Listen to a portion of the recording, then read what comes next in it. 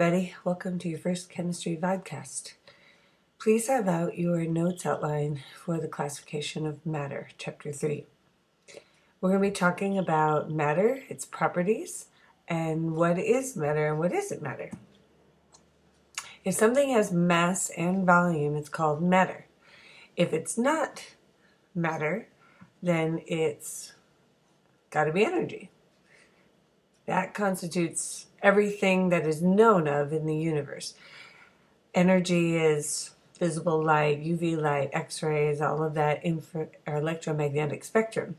And our friend Albert here, he put it all together in one glorious equation stating E equals mc squared. E is energy, m is mass, and c is speed of light. It's a really big number, 3 times 10 to the 8th. Meters per second. Sorry about that. So you can imagine if a little bit of mass is multiplied by that number squared, you get an enormous amount of energy. Well, that describes what happens in nuclear reactions. That's how you get so much energy out of a little bit of mass. But we're going to focus right now on chemical reactions, not nuclear reactions. So we're not going to get to those until later on with atomic structure. All right, matter can come in 4 different phases. You know about solids, liquids, and gases and how, they change when the temperature changes. If it's cold, matter is all lined up and organized. If you warm it up, molecules start moving around a little bit, and when you get them hot, they speed up and they aren't attached to each other at all, and they're in the gaseous phase. Now, the plasma phase, something you might not have heard too much about, is when these atoms ionize. That means that they've lost or gained electrons, which are negatively charged. They give us cool things like the aurora borealis, lightning, and the stars. Even our Bunsen burner flame is a plasma phase. Okay, back on track. Matter is classified by its properties. We describe them as either physical or chemical. Physical properties help us identify things. You can observe them or measure these properties without changing their composition. There's also chemical properties which measure the ability of a substance to combine with other things. So you have to actually change the matter in order to measure their chemical properties, like whether they're reactive or not. Here's a little video.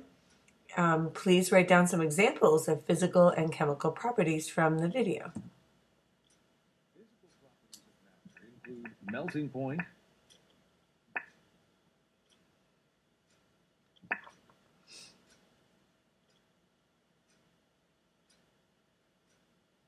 boiling point,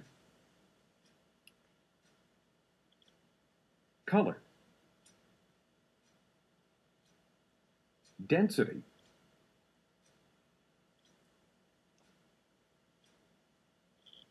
magnetism,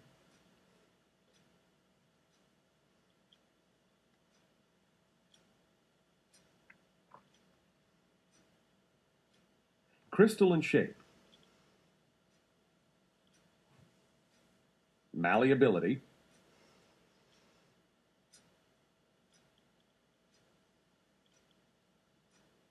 ductility,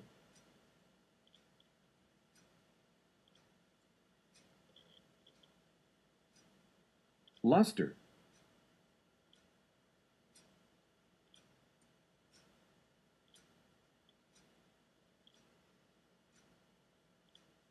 and refractive index. The physical properties of matter can be observed without any change in the matter's chemical composition.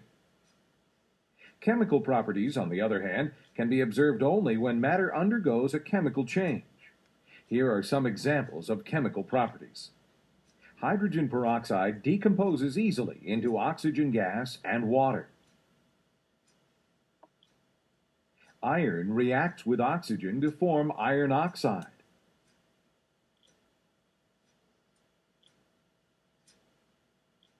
Sodium metal reacts with water to give off hydrogen gas. Sodium hydrogen carbonate, baking soda, reacts with acid to give off carbon dioxide gas.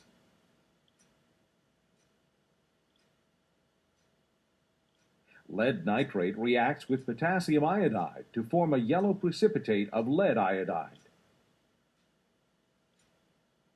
Red phosphorus can undergo combustion in air.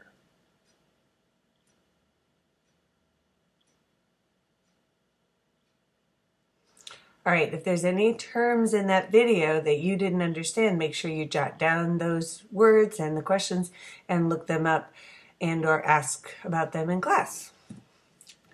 Now, physical properties can be intensive or extensive, so make sure you jot these definitions down in that section. Extensive properties depend on how much you have, and intensive do not. Examples of extensive properties are mass, volume, and length. Makes sense that they would change if you had more or less of the matter. They aren't all that helpful in terms of identifying what something is, though. An intensive property that doesn't depend on how much it is can help you identify something and differentiate it from something else. For instance, density, color, texture, boiling point, melting point, etc. All right, when matter undergoes changes, it can be a physical change or a chemical change, just like properties can be physical or chemical. Some examples of physical changes in which the matter doesn't change itself are, for instance, melting, when you're going through a change of phase. Snowman is changing from a solid to a liquid. When salt or sugar mixes with water, that's called dissolving. And the salt isn't changing, it's just getting into smaller pieces. Sublimation, that's a good new word, when something goes from a solid directly to a gas. You've seen this when dry ice sublimates. Now in chemical change, you get a completely new substance when the change is measured. Fireworks, for instance, once they explode, will not be the same chemical anymore. You've got carbon dioxide and water, combustion products, and the energy. Fireflies do something similar. They combine chemicals to produce light in their abdomen. When your car or your bicycle rusts, that also is permanent, can't be undone with a physical change. You can't just separate the iron and oxygen. You have to go through another chemical change. And this poor forest has been destroyed by fire or acid rain, and it is not easily undone either. So those are chemical changes when the structure of matter itself changes. Okay, so let's test your understanding of these. So if you look at these two trees, one of them is undergoing a physical change where the structure is not being changed, and one is undergoing a chemical change. I'm sure you can tell that this tree is undergoing the physical change, being cut down, and the burning one is undergoing the chemical change. Okay, there's four main types of evidence for a chemical change. One is the formation of precipitate. This is when two solutions come together, two liquids come together to make a solid. In this case, we've got a white solid, and here we've got a yellow solid. The white solid is the silver chloride, and you can separate it by filtration like you did in the techniques lab. The yellow one is barium chromate. That is also can be separated using filtration. These are often used in paints and things like that. Color change is another example of how you might recognize a chemical change. When leaves change from green to yellow or red, they are chemically changing permanently, and you don't ever see them turn back to green. Bubbles, if a gas is evolved, that often means there's a chemical change. Now, if you were just boiling something, that would be a physical change. But if you're getting gas just with a combination of substances and not by having them just be heated and boiled, then you can guess that you have a chemical change. Finally, when heat or light are released or absorbed, like in this explosion, very good sign that you've got a chemical change going on. Okay. Also, when you have a chemical or physical change, you almost always have energy released or absorbed. Okay. Energy change may be part of chemical or physical changes. Endothermic changes absorb energy and exo release energy. So if you had a hot plate and a beaker on it, the hot plate would be releasing energy, undergoing an exothermic change, and the beaker would be absorbing that energy, undergoing an endothermic change, something you're going to be asked to distinguish between in lab coming up soon. Finally, the law of conservation of mass. Any change involving matter can change and rearrange, but you can never lose mass without undergoing a nuclear change. So let's watch a little video about that.